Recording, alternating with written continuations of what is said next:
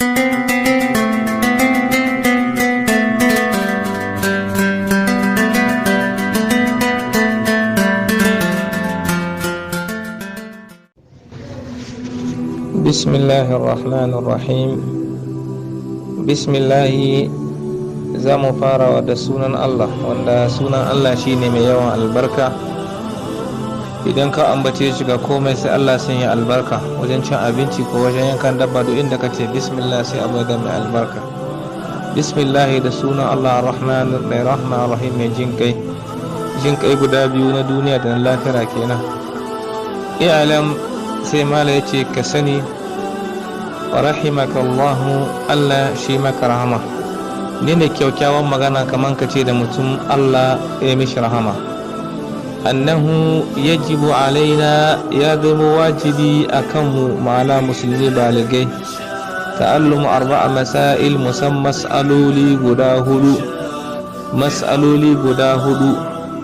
Sai mala ce al'ula na harko al'ilmu, neman ilimi.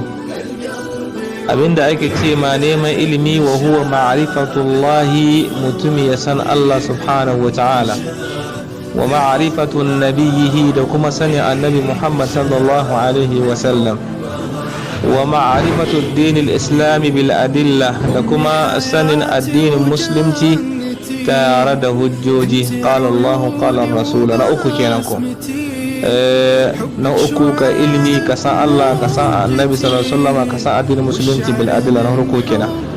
Athaniyatu, abu na biyu al'amalu bi, kai aiki da abin da ka sani. Athalithatu, abu na uku ad-da'watu ilayhi, kai kira zuwa gare shi, ka kira makwabtanka da danginka da iyaye da kanne zuwa ga addinin musulunci.